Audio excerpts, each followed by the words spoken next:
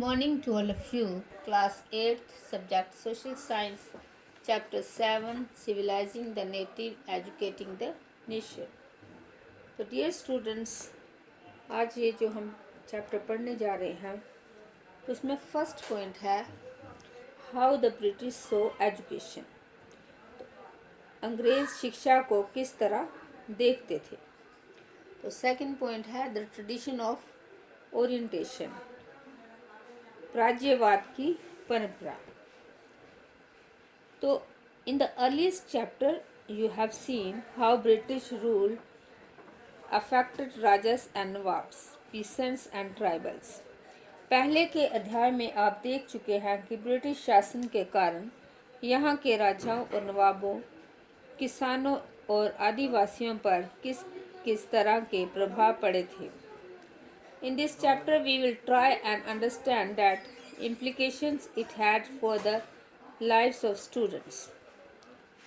इस अध्याय में हम ये समझने का प्रयास करेंगे कि इन चीज़ों से विद्यार्थियों के जीवन पर क्या असर पड़े। For the British in India wanted not only territorial conquest and control over revenues, they also felt that they had a cultural mission. They had to civilize the natives, change their customs and values. तो उन्हें लगता था कि उनका एक सांस्कृतिक mission है। वे मानते थे कि उन्हें देशी समाज को सभ्य बनाना है और उनके रीति रिवाजों और मूल्य मान्यताओं को बदलना है। तो अभी हम पढ़ेंगे कि how the British so education, कि अंग्रेज शिक्षा को किस तरह देखते हैं। Let us look at which the British thought and did and how some of the ideas of education that we now take for granted evolved in the last 200 years. In the process of this inquiry, we will also see how Indians reacted to British ideas and how they developed to British ideas and how they developed their own views about how Indians were to be educated. आइए सबसे पहले इस बात पर ध्यान दें कि शिक्षा के क्षेत्र में अंग्रेज़ क्या सोच रहे थे और शिक्षा के जो विचार हमें आज सहज सामान्य दिखाई देते हैं वे पिछले 200 साल में किस तरह विकसित हुए हैं। इस पड़ताल के दौरान हम इस बात पर भी विचार करेंगे कि भारतीयों ने ब्रिटिश विचारों पर कैसी प्रतिक्रिया दी और इस बारे में अंग्रेज़ों के विचार किस तरह विकसित हुए कि भारतीयों को कैसे पढ़ाया जाएगा। अब उसके बाद है द ट्रेडिशन ऑफ ओरिएंटलिज्म, प्राच्यवाद की परंपरा। इन 1783 a person named William Jones arrived in Calcutta. He had an appointment as a junior judge at the Supreme Court that the company had set up. तो सन 1783 में विलियम जोन्स नाम के एक सज्जन कलकत्ता आए। उन्हें east India company द्वारा स्थापित किए गए सुप्रीम कोर्ट में जूनियर जज के पद पर तैनात किया गया था। In addition to being an expert in law, Jones was a linguist. He had studied Greek and Latin at Oxford, knew French and English, had picked up Arabian from a friend, and had also learned Persian. At Calcutta, he began spending many hours a day with Pandits who taught him the subtleties of Sanskrit language, grammar, and poetry.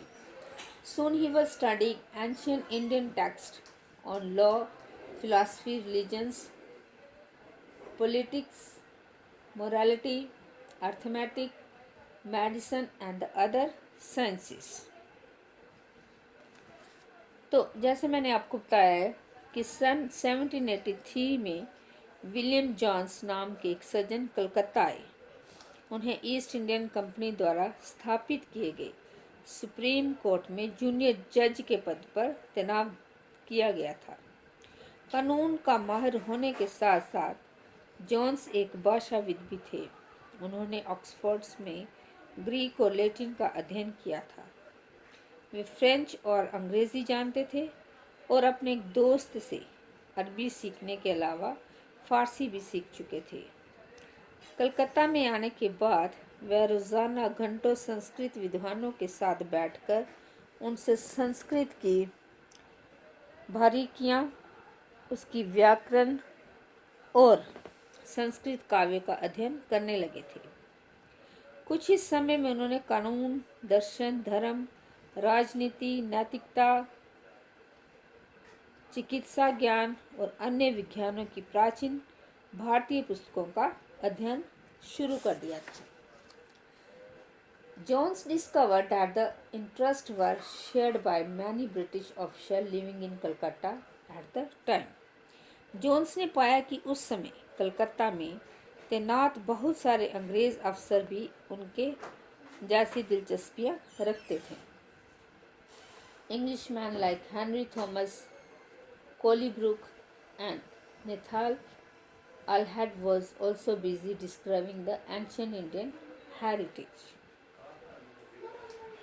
तो Henry Tom's, कोलबुक और Nathaniel Halhed भी भारतीय भाषाएं सीखकर संस्कृत व फारसी रचनाओं का अंग्रेजी में अनुवाद कर रहे थे।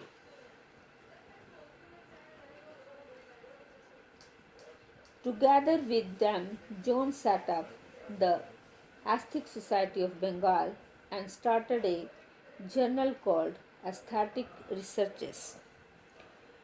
तो इन लोगों के साथ मिलकर जोन्स ने एशियाटिक सोसाइटी ऑफ बंगाल का गठन किया और एशियाटिक रिसर्च नामक शोध पत्रिका का प्रकाशन शुरू किया। तो डियर स्टूडेंट्स, अभी ब्लैक बोर्ड पर मैंने होमवर्क लिखा हुआ है, उसको आप कॉपी पे लिखना और याद करना।